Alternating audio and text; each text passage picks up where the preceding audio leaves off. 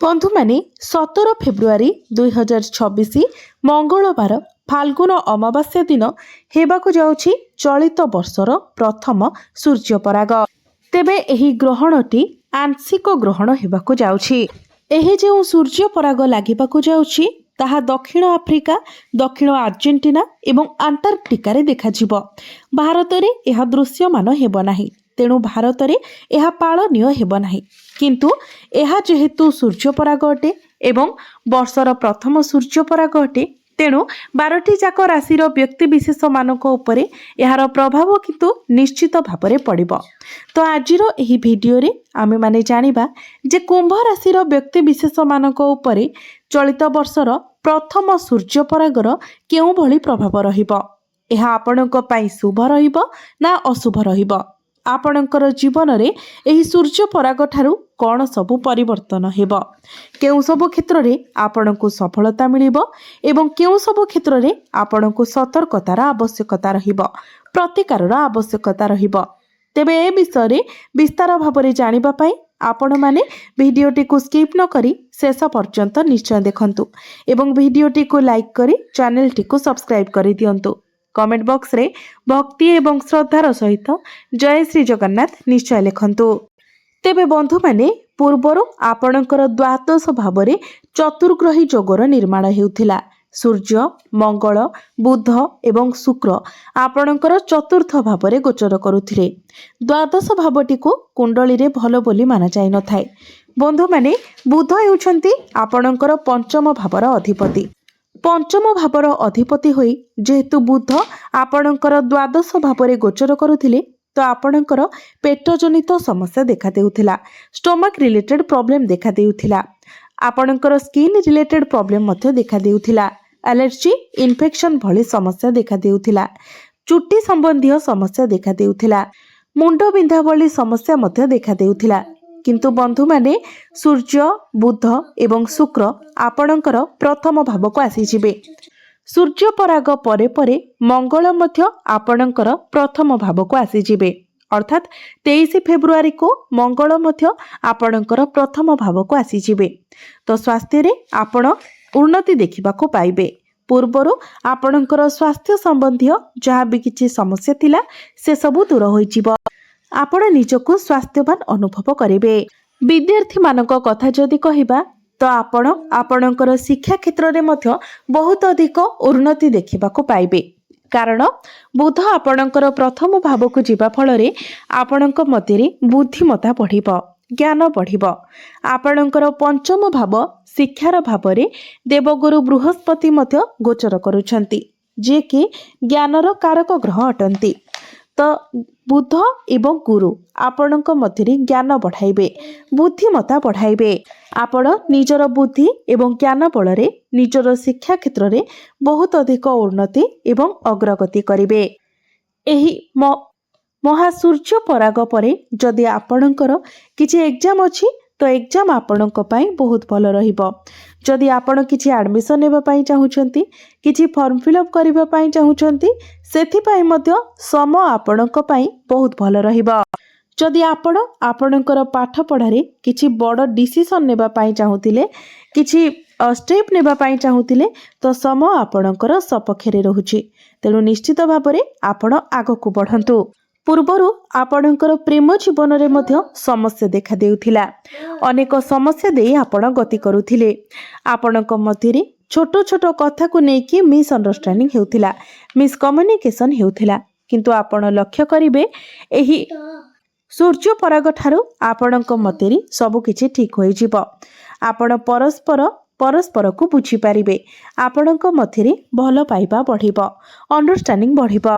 बुध एवं शुक्र आपणकर प्रथम भावरे रहिबा कारणरू आपणकर पार्टनरक मध्यरे आपणक पई भलो पाइबा बढ़िबो, सम्मान बढ़िबो।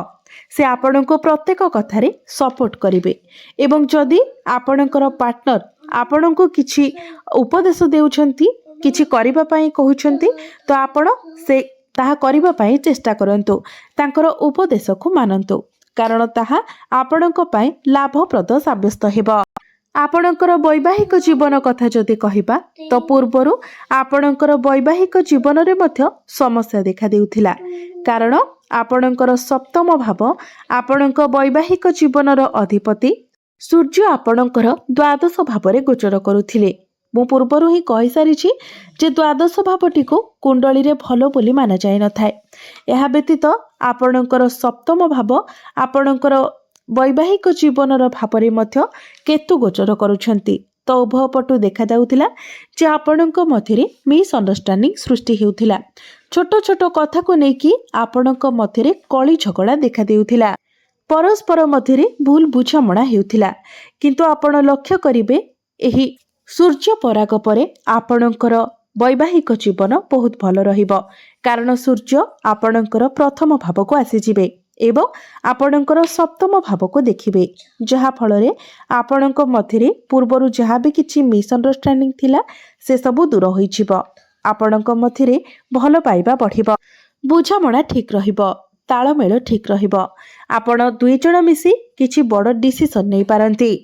भाग्य कथा जदि कहिबा तो भाग्य मध्य एही सूर्य पराग ठारू आपणकर प्रबल रहिबो कारण आपणकर भाग्य भावर अधिपति शुक्र आपणकर प्रथम भावरे लग्न रे गोचर करिवे जहा फलरे आपणक कुंडली रे केंद्र त्रिकोण राजयोगर निर्माण हेबो जहा आपणकर भाग्य को प्रबल बनाइबो। आपण आपणकर भाग्य बलरे बहुत अधिक सफलता लाभ करि पारिबे। अल्प परिश्रम रे आपण अधिक सफलता हासिल करिवे। भाग्य बलरे आपण जेउ भी कार्य रे हाथ देबे सेथिरे आपणको सफलता मिलिबो। अटकी रहितिबा कार्य आपणकर आगको बढ़िबो। तो भाग्य संबंधित आपण जहा भी निर्णय नेबाकू चाहुतिले ताहा आपण निश्चित भाबरे नै पारिबे। आपणको प्रत्येक क्षेत्र रे सफलता मिलिबो। जदि आपण किछि बड़ इन्वेस्टमेंट करबाकू चाहुतिले किछि बड़ डिसिजन नेबा पई चाहुतिले किछि बड़ जिनिस आपण सेल परचेस करबाकू चाहुतिले तो ताहा आपण करि पारिबे। एही सूर्य पराग परे आपण किछि प्रॉपर्टी रे डील करि पारंती किछि बड़ इन्वेस्टमेंट करि पारंती। भाग्य संबंधित आपण जहा भी निर्णय नेबाकू चाहुतिले ताहा आपण निश्चित भाबरे नै पारिबे कारण आपणको संपूर्ण रूप रे आपणक भाग्यर साथ मिलिबो। आपणकर कैरियर कथा जदि कहिबा तो कैरियर मध्य आपणकर बहुत भल रहिबो कारण आपणक कैरियर भावर अधिपति मंगल द्वादश भावरे उच्चस्थ अछंती तो मंगल एठारे आपणको शुभ फल प्रदान करिवे। वैदेशिक गतिविधि रु आपणको लाभ प्राप्ति हेबो। एमएमसी रु आपणको जॉब ऑफर आसी पारे किंबा जदि आपण एमएमसी रे जॉब करूछंती तो सेठारे आपणको इंप्रूवमेंट देखिबाको मिलिबो। आपणकर प्रमोशन होई पारे, आपणकर दरमारी वृद्धि होई पारे, आपणकर कैरियर रे किछि बड़ बेटरमेंट आसी पारे। जदि आपण विदेश जिबाकू चाहुतिले तो आपणको विदेश जिबार सुजोग मिलिबो। आपण निजर काम कार्य को नै विदेश यात्रा करि पारंती किंबा दूर यात्रा मध्य करि पारंती। आपणको आपणकर कैरियर रे किछि बड़ अचीवमेंट मिलि पारे। जदि आपणक पाखरे चाकरी नाही तो आपणको चाकरी मिलिबार बहुत अधिक संभावना रहुछि तेनो आपण निज तरफरु चेष्टा जारी रखंतु किंतु मने रखंतु आपणक मध्यरे एग्रेशन टिके अधिक रहिबो। आपण कोनोसी कथा को नेकी रोकठोक कहि देई पारंती किछि एपरि कहि देई पारंती जहा सामना वाला को खराब लागि पारे तो एथि प्रति आपण टिके सतर्क रहिबे। बिजनेस कथा जदि कहिबा तो बिजनेस मध्य आपणकर बहुत भल रहिबो। आपण आपणकर बिजनेस रे स्मार्ट वर्क करिवे।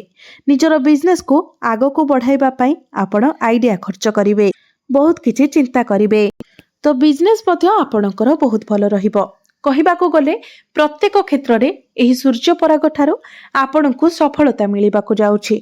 आपणकर स्वास्थ्य रे हेउ, शिक्षा रे हेउ, प्रेम जीवन रे हेउ, वैवाहिक जीवन रे हेउ, भाग्य रे हेउ, कैरियर रे हेउ किबा बिजनेस रे हेउ प्रत्येक क्षेत्र रे आपण सफलता लाभ करिबाको जाउछंती।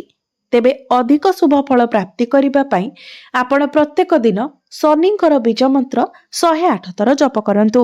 प्रत्येक दिन आपण हनुमान चालीसार पाठ करंतु एवं प्रत्येक दिन उदित सूर्य को आपण तंबा पात्र रे जलार्घ्य अर्पण करंतु।